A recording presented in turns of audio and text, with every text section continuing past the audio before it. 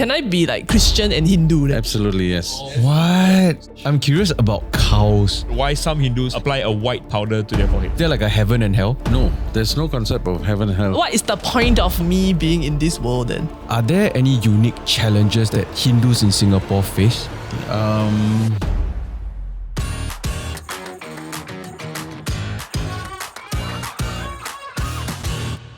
Okay, so welcome back. This is part 2 of our exploration into Hinduism. If you haven't seen part 1, you need to. So go there and then come back here. And if you are coming from part 1, welcome. Welcome to Mr. welcome back to Mr. Sengkuttuvan. And we're going to dive right in with the first question. So based on all the like stories of gods and then their manifestations and their stories, right? What are the common themes, like moral of the stories, right, that Hinduism is trying to tell? You're not born into this world to disturb the cosmic law. You're here to conform with the cosmic law. Now, to do that, you have to understand what is this existence is all about. So the first thing Hinduism teaches you is to calibrate your comprehension. Calibrate what you understand about this existence. Okay. Very difficult, right? Same, right?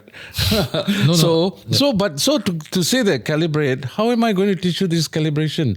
So I have to take you through baby steps. And eventually there'll be a time where it will start to metamorphosize and you'll grow out of it. Would you then agree if I were to describe Hinduism as trying to achieve number one, enlightenment, so understanding of the universe, and then the second one is how do you, once you achieve enlightenment, have enough escape velocity to get out of the cycle of reincarnation? Would that be... Sorry, because I'm using a very monkey brain to... No, and in my younger uninformed ways, was that the human mind was the human was never meant to fully understand this cosmic law. No, and fair enough, I get behind So it. it's like you're never meant to do it. You can try, good luck with it. But in the process of that, just be like, follow the ideal of karma and develop enough good karma to achieve something better. You said quite well. We are trying to, in a better word, purify ourselves to get to the escape velocity. To get out of the To reincarnation get to the cycle. escape, yes. Reincarnation is a circle. Yeah. And that's based on a karma theory. And it's a karma theory that keeps you going around because you're doing something and you have to pay for the action. So either you deplete it in this life, you come back to the next life. So that is what karma theory is. So you actually accrue points, karmic points, until you are out of this cycle. And when you you're go out already, where do you go? Is there like a heaven and hell? No, there's no concept of heaven and hell per se. Ooh. Yes, because heaven and hell means perpetual state, you see. And there's no such thing as perpetual state in Hinduism. You look at the cosmos, as I said, that right from string theory to Big Bang theory, what is stagnant? What is perpetual? Nothing is. Everything is in a state of flux of changing. Energy to matter, and this is how it is. So the concept of heaven and hell theory is basically to bring in ethical values, teaching of ethical values to anybody. But when you exit already, then where do you go? We go to the God state. That means the state of oneness Okay, so you join. with the God thingy that we are talking about all that. He's really dumbing it down. Spiritual leader. You see, this God thingy, as we call it, there's a name for it. We call it Brahman. Yeah. You see, the word God in Hinduism, we call it God, but we call it a Brahman. Any word that is this word, the B-R-H-A, means something absolutely unimaginably big. It's a creator of this whole universe. That's why we call it Brahma. This particular path, Hinduism, was fundamentally based on agricultural civilization. No, I can get behind it. Yeah, and But because could of you that, actually though we say that we got 4 seasons in the Western culture, there are actually 6 seasons in Hindu calendar. What's the other 2? No, you got to break off from spring, summer, monsoon, autumn, pre-winter, and winter. 6. All right. So, and every one of the season, and because it's agricultural based, every one of the season has got some significance in the temples. They will do something differently in the temples, especially serving of the what we call as the food or whatever it is. Will be different, and every season has got different kind of prayers to it. And therefore, how are the seasons also based on? So because it's based on the sun, isn't it? Yeah. The season and the new moon and the full moon also based on astrological figures. And what is the moon born based on which constellation. That is the astrological significance. Or nobody use it to check personal destinies or... Well, I have my doubts on that. I will not, because it is not meant for that. That's why it's never meant for personal use. Okay. It's meant for the doing something. That means whatever is ordained to do something, even you want to put a ritual of fire and do it in the temple, is for the common cause. It's not for individual cause. Cool. Okay, I So can get behind that. what is the point of me being in this world then?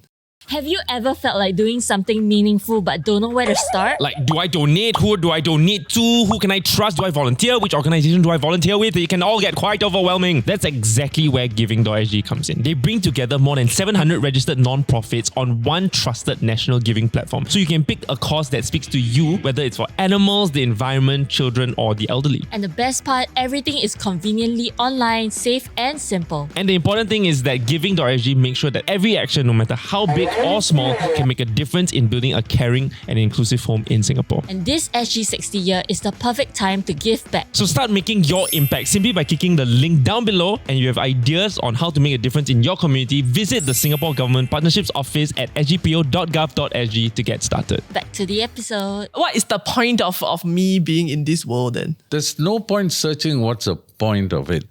It is actually, we should ask, what can we do to better ourselves? Instead of asking, why was I born like this? Why my parents born? So that's all past. It's done. I'm born. Let's ask ourselves, what can I do with the time I have in my hand and the space I have that's given to me? That is a fundamental question. How can I live in a way that I can help people and make this a better place? And that's it. That answers for you.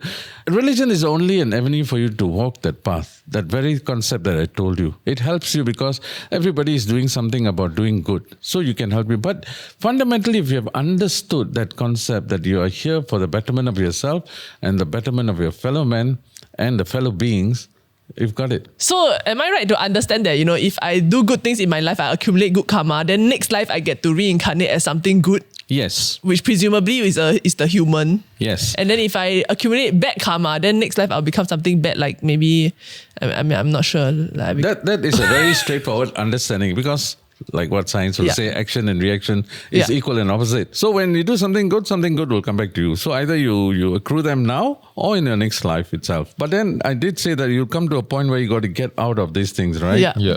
So now you come to the teachings itself, the scriptural part, the philosophical part, which tells you do the good, but don't expect the return. That means do the good for the sake of good. Yeah. Don't do it for the sake that because I do this, I can get something good. That's an expectation. So then does that give me bad karma?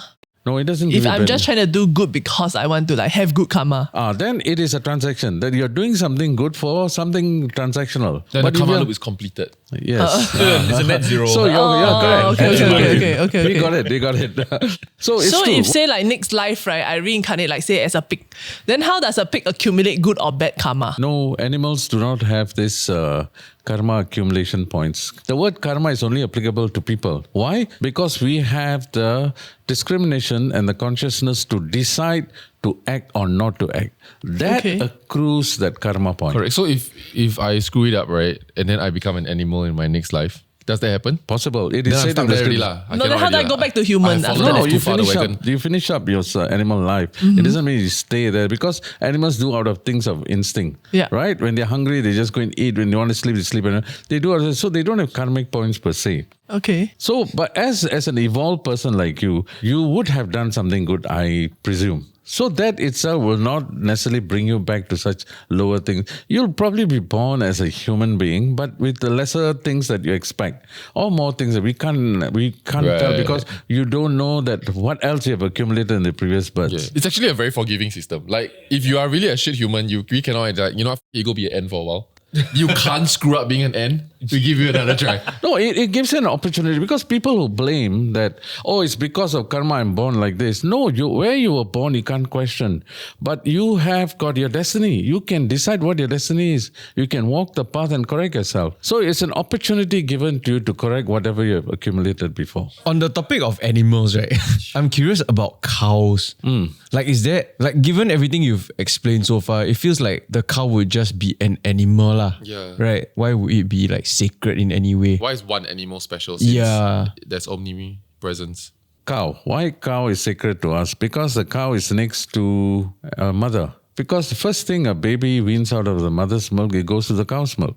So what cow gives us is something for the nourishment of the child to grow. Oh, okay. It feeds us.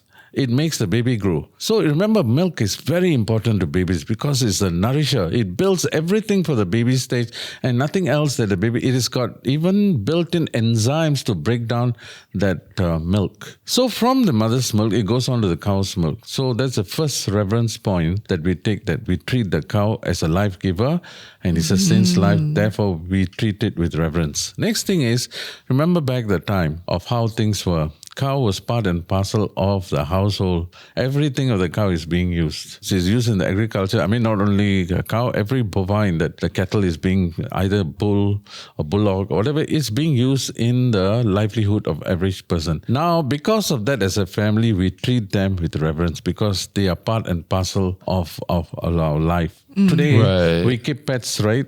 Dogs. Nobody can think of even harming the dogs, right? Why? Because of the emotional attachment to it. But the cows take much more than that. It gives milk. It gives a lot of other things that was necessary in the livelihood of those days. And therefore, we put the cow in a special place and we treat them with reverence. Aren't Hindus vegetarian? Now, it is not that Hindus cannot eat meat. If you decide to take up the path to uplift yourself in spiritualism, then the discipline of food intake is necessary. One of the most fundamental value teaching in the Hindu scriptures is ahimsa. And all other faiths that has gone off from Hinduism, like Buddhism, others and all that, has taken this word ahimsa. Ahimsa, no violation or no violence. Violence in all forms. We always put it in three forms: the thoughts, the speech, and the action. So all these are form of himsa. And they teach you ahimsa, no violence. And they start off by looking into what you put in your mouth. Right. So you don't need to kill to feed your hunger, because it teaches you through discipline. This is what you're trying to feed. It's not for the taste, but for your hunger. So your hunger doesn't know the taste. Only the tongue knows the taste. Right. So if a plant-based diet can fill up the hunger, go for the plant-based diet, because you know to kill a life. Right. To feed your hunger. So that is how it is ordained. Not purely just to take. So we say that, okay, we'll do a form of reverence to the food itself. Make sure the food is not done in any violent way. So we use plant-based food. So if the animal die already, then I eat it. Unless you're living in that conditions. You need to wait for something to die before you can. Unless you're living in such conditions, then you may want to. Because if it's survival and you say that I'm vegetarian, I cannot, it means, okay, go ahead, fine, until you come to a plan. So it is all conditional. But remember, I'm saying about we are going on a spiritual path on upliftment. Yeah. So we are talking about attaining certain form of discipline at every stage. And first thing we say is violence. Stop the violence in your mind, stop the violence in your speech, stop the violence in your action. Sorry, something you just said about like the harm and the violence just reminded me of this thing. Is and when I got to secondary school, because I went to a Catholic school, is when this concept was first said to me, and then I connected it with my childhood Hindu memory. So the idea of ashes to ashes and dust to dust, right?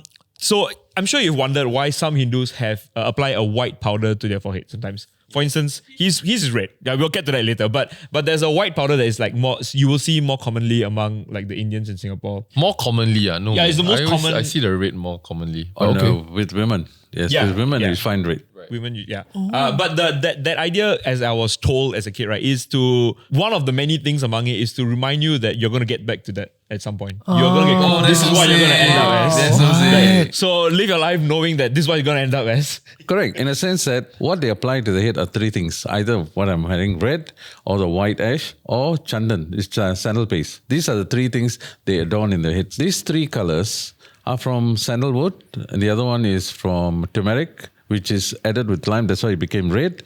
And the other one is ash, which is white color. Turmeric with lime become red. Yeah, they add this lime, in a sense, lime as per the chemical lime. So when you add it to it, it becomes red. Now, when they are placed in the altar or said with some prayers, they accept that it has got certain level of reverence, and that is why they apply it on their head. The other way of looking at it is symbolically. Symbolically, in a sense that ash reminds you that eventually you will turn into ash. you have to take with that. I mean, if you have evolved in the spiritual path, as I say, the philosophy part is to remind you is that don't go about disturbing the world and clamoring because you're going to come back to that ash. So to remind you. That's one way to think. It could be YOLO also. It's damn metal. No, it could be YOLO. One life. Bro, you're gonna end up in ash. You must live your life. No, but don't get it wrong. It's not meant that you cannot enjoy, You can enjoy, but enjoy not to disturb the grounds and leave something behind for others also to enjoy. Right.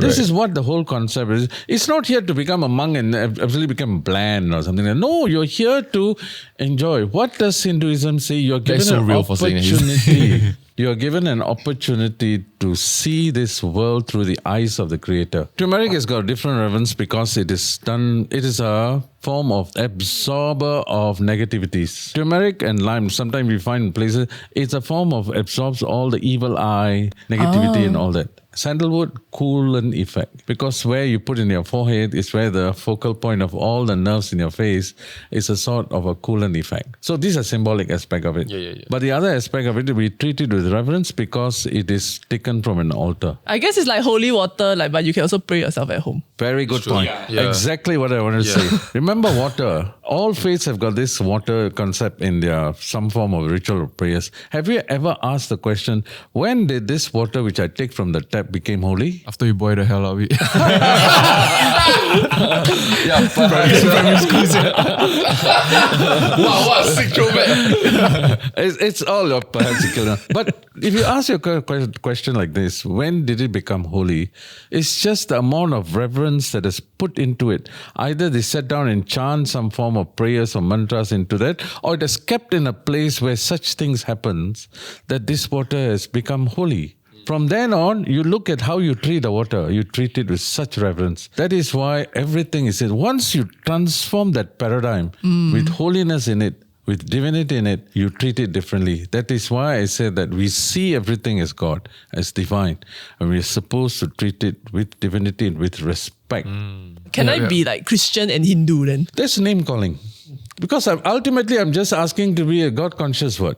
I've already fundamentally said God has got no form. We see Him in all form. But if you talk from a religious aspect of it and you say, God, you have given Him these features and this, okay, fine. But I'm seeing Him in everything. So this is the concept that we are trying to challenge. Yeah, it's a very different takeaway for me because I'm Christian minded. A lot of what we learn about is there are core things that you need to believe in order to now you are a Christian, you have a Christian understanding. Yeah. So it's very different. It's very mind opening. I draw more parallels to Buddhism. Like it feels like more like a way of life than a religion. The Buddha was born as a Hindu prince. Of a state, right? So obviously he drew his inspirations from there. So that's why. So Buddhism is a so offshoot of Jewish. We always accept Buddhism as an integral part of Hinduism because, like what you said, correct. Buddha was from a Hindu prince and then he became a Buddha. The word Buddha means he who is enlightened. Buddhi means knowledge. He who is enlightened. And everybody who is enlightened in Hinduism are called rishis or somebody with this Buddha. So the integral part of Hinduism is that is why in Buddhism you find a lot of common terms. Dharma, karma, all these things. Ahimsa. The word ahimsa is held with the highest esteem in both sides, even the Jains. So all of us are just because they're all integral part of this Hindu thinking itself. So we don't find them a different. Only thing is that the difference between Buddhism and Hinduism will be that one has got a God concept and the other one doesn't have a God concept, doesn't tether to a God. But other than that, all the rest is the same. So we also pay respect to the Buddhist concept and their thinking also. In Singapore, being a leader in the community as well, are there any unique challenges that Hindus in Singapore face? The depth of understanding of Hinduism itself. Because like I say, what you see today is very ritualistic based and very devotional based. They do it in temple worship. As I told you, there's another portion of Hinduism where you're supposed to progress.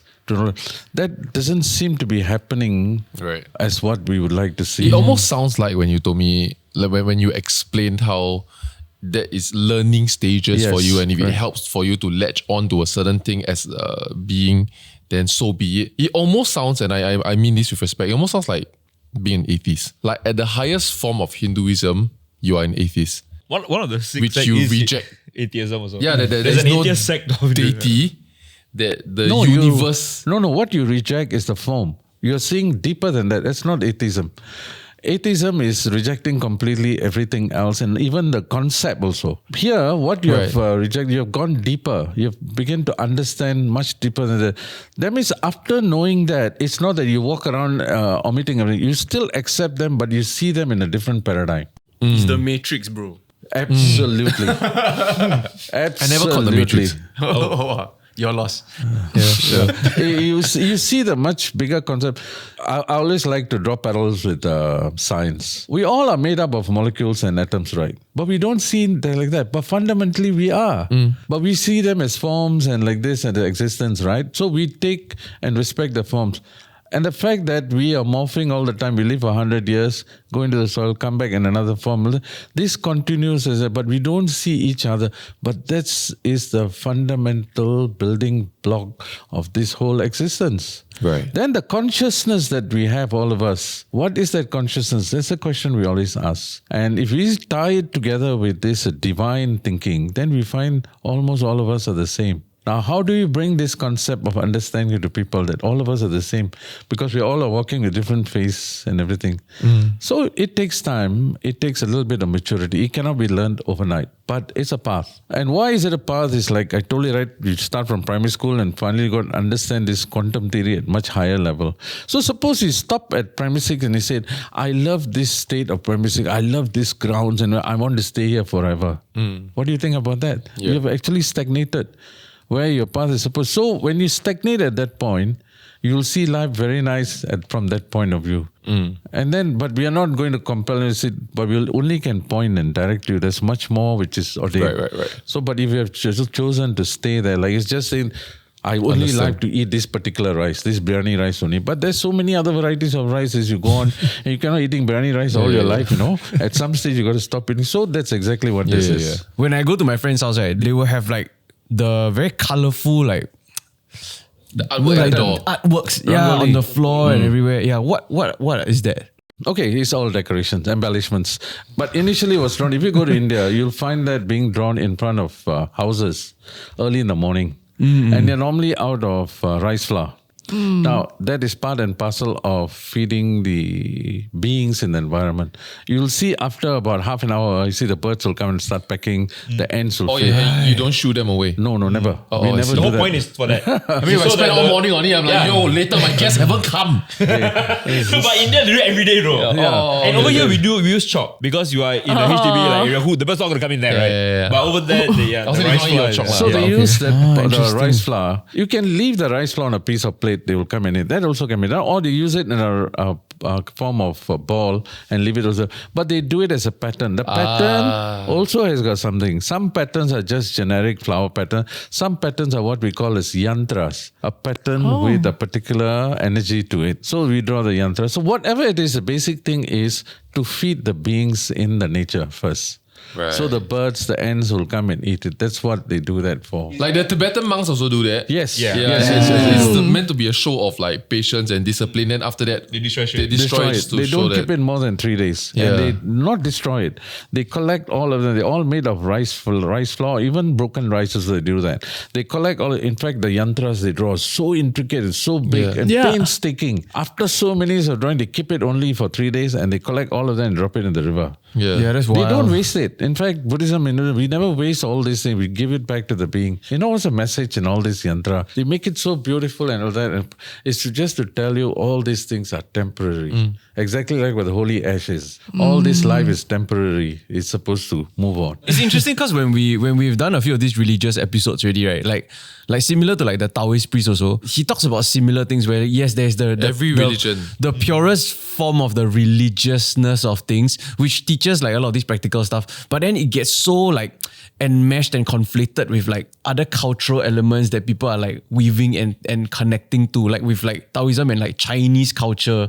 Yeah. It's the same with even the Bible, ma. Like people always argue, like, in what way should I read the Bible? Is it like a story, or is this like, do I read it as is and take what I'm supposed to do as rules, or what? This is a question I like to answer. See, this is the challenges I face. Everybody wants to know about Hinduism in a pill size. Give it to me in a pill size. I say we got a library, volumes of books. How do we give it to you in pill size? Because you have understood it wrongly. Our scriptures are not talking about just the God in one book.